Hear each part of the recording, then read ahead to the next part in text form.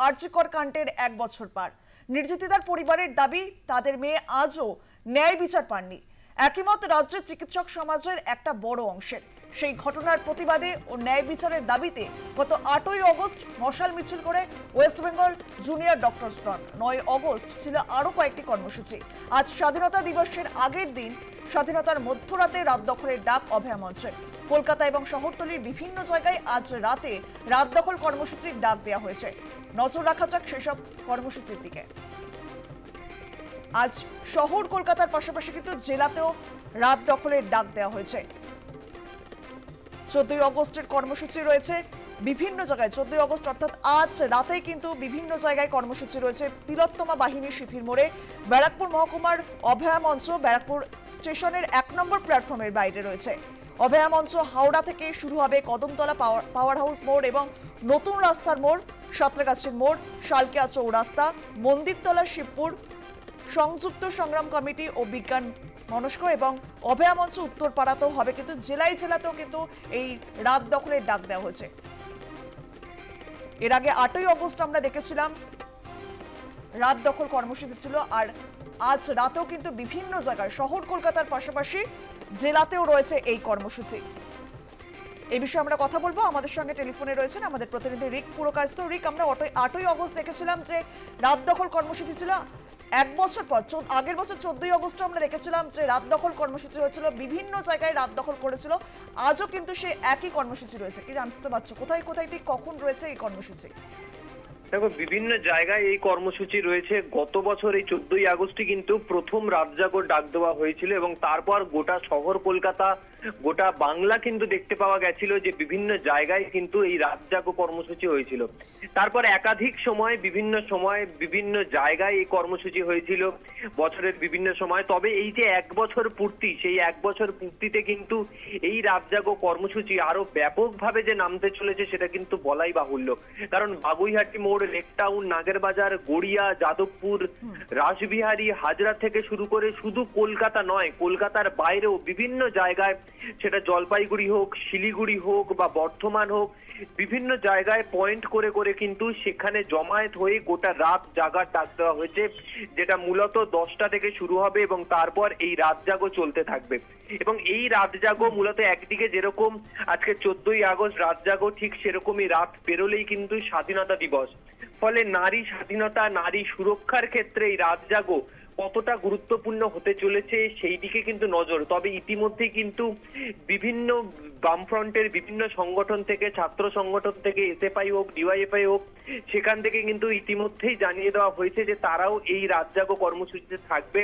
ইতিমধ্যে CPM West বেঙ্গলের page থেকে পর্যন্ত পোস্ট করে দেওয়া হয়েছে যে তারা এই রাত জাগো কর্মসূচিতে অংশগ্রহণ করবে। তবে ইতিমধ্যেই বিভিন্ন জায়গায়, শহর কলকাতার, গ্রাম বাংলার বিভিন্ন জায়গায় কিন্তু এই কর্মসূচি আজকে রাত 8টা থেকে মূলত শুরু হয়ে যাবে। তবে যে জমায়েত, সেই জমায়েত যে 8ই আগস্টের জমায়েতকে যে হার মানিয়ে দেবে সেটা কিন্তু একেবারে বোঝাই যাচ্ছে। কারণ যেভাবে 14ই আগস্ট গত বছর আমরা দেখেছিলাম, এবছরও সেই 14ই আগস্টের পুনরাবৃত্তি হয়তো আবার দেখতে চলেছে এই বাংলার মানুষ। বেশ, নজর রাখো। ধন্যবাদ তোমায়। ঠিক 1 বছর আগে 14ই আগস্ট মধ্যরাতে ইতিহাস তৈরি হয়েছিল পশ্চিমবঙ্গে। আরজিকর হাসপাতালের মধ্যেই কর্মরত অবস্থায় তরুণী চিকিৎসককে একেবারে ধর্ষণ করে খুন করা হয় এবং এর প্রতিবাদে কিন্তু বিভিন্ন জায়গায় রাত দখলের ডাক। বিচার মেলেনি এখনো পর্যন্ত নির্যাতিতার। বিভিন্ন জায়গায় শহর কলকাতার পাশাপাশি জেলাতেও আজ রাত দখল কর্মসূচি রয়েছে। 8ই আগস্ট আমরা দেখেছিলাম রাত দখল কর্মসূচি ছিল, আর 14ই আগস্ট আজও কিন্তু রয়েছে সেই রাত দখল কর্মসূচি। বিভিন্ন জায়গায় রাত 9টা থেকে কিন্তু শুরু হয়ে যাবে।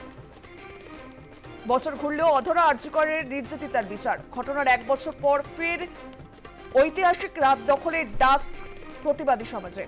রাত দখল কর্মসূচি ঘিরে নিরাপত্তার চাদরে ঢাকা শহর থেকে জেলা।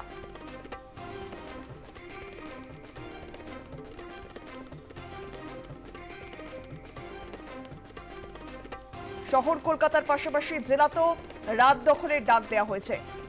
বৃহত্তর দক্ষিণ অভয়া মঞ্চ, রুবির মোড়, ঢাকুরিয়া, নেতাজি নগর, গড়িয়া মোড়, গোয়ালবেড়িয়া, সোনারপুর, বজবজ, বারুইপুর, হরিনাভি।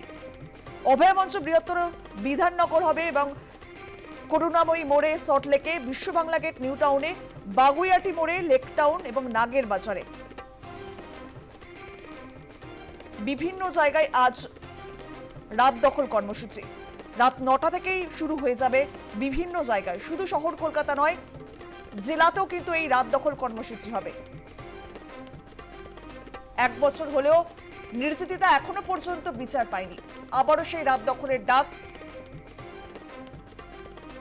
গত বছর আমরা দেখেছিলাম 14ই আগস্ট কিন্তু রাত দখলের ডাক দেওয়া হয়েছিল, তারপর বিভিন্ন জায়গায় রাত দখল কর্মসূচি হয়েছিল। 1 বছর পর আজও সেই রাত দখলের ডাক দেওয়া হয়েছে, বিভিন্ন জায়গায় রাত দখল কর্মসূচি রয়েছে। আজ শহর কলকাতার বিভিন্ন জায়গায় রাত 9টা থেকেই রাত দখল কর্মসূচি শুরু হয়ে যাবে।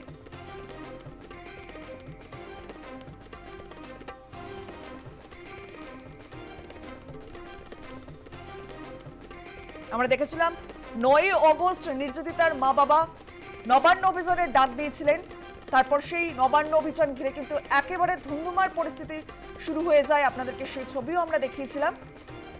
8ই আগস্ট রাত দখল কর্মসূচি হয়, সেই রাত দখল কর্মসূচিতেও উপস্থিত ছিলেন নির্যাতিতার বাবা মা। এখনো বিচার পাননি নির্যাতিতা, তাই আবারও কিন্তু আজ রাত দখলের ডাক দেওয়া হয়েছে। বিভিন্ন জায়গায় আজ রাত দখল কর্মসূচি রয়েছে, পথে নামবে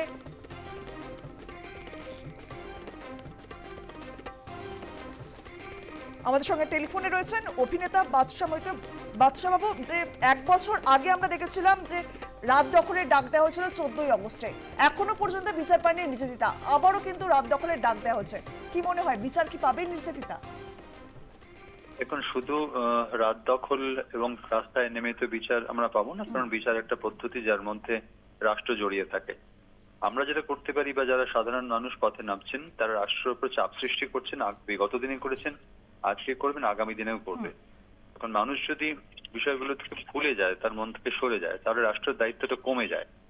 তাই আমার নিজের মনে হয় যে এই কর্মসূচিগুলো প্রশাসনকে, রাষ্ট্রকে বাধ্য করে বিচার দিতে।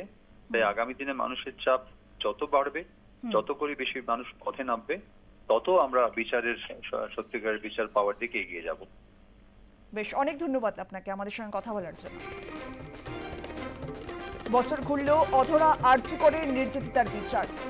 রাত দখলের কর্মসূচি ঘিরে নিরাপত্তা চাদরে ঢাকা শহর থেকে জেলায় বিষয়ে আমরা কথা বলবো। আমরা সরাসরি চলে যাবো আমাদের প্রতিনিধি সুচারু মিত্রের কাছে।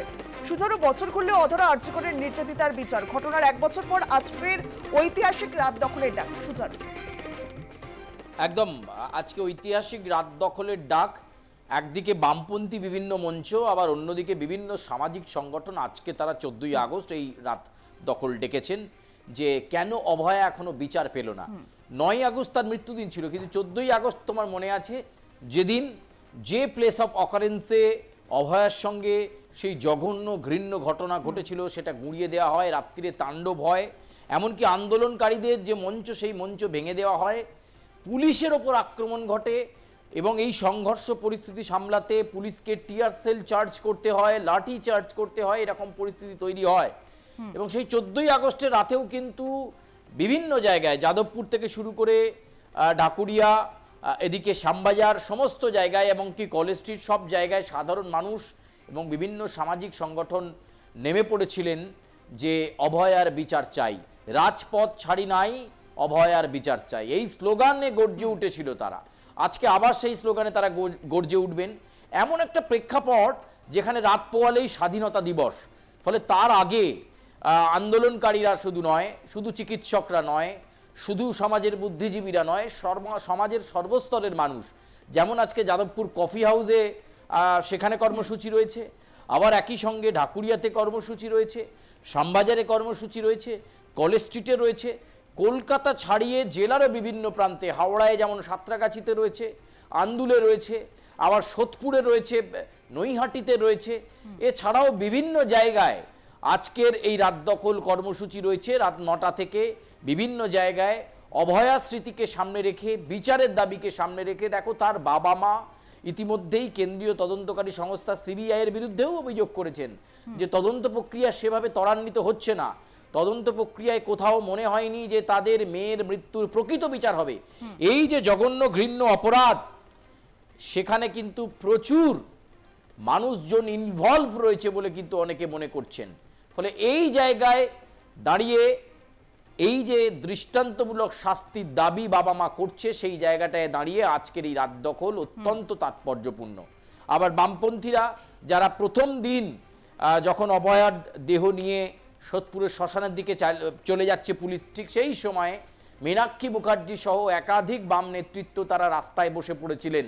যদিও চিকিৎসকরা চেয়েছিলেন তাদের এই আন্দোলনে, অভয়ার এই আন্দোলনে তারা রাজনৈতিক রং লাগতে দেয়নি, কিন্তু বামপন্থীরা নিজেদের মতো আলাদা করে তারা ক্ষোভ বিক্ষোভ করেছিলেন। ফলে সেখানে কোথাও আজকে সৃজন ভট্টাচার্য, মীনাক্ষী মুখোপাধ্যায়, শতরূপ ঘোষ অর্থাৎ তরুণ তুর্কি বামেরা তারা আজকে রাস্তায় থাকবেন, রাত দখলে থাকবেন, তারা বলবেন বিচারের দাবিতে গলা ফাটাবেন।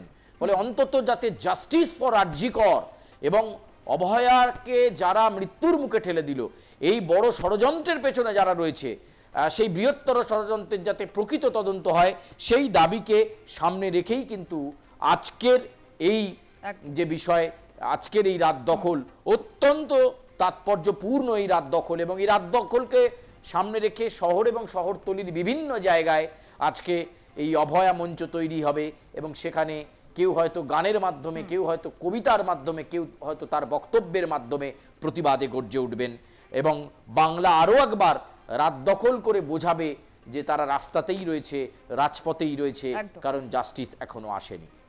অবশ্যই আমাদের রাত দখলের দিকে অবশ্যই নজর থাকবে। ধন্যবাদ তোমায়।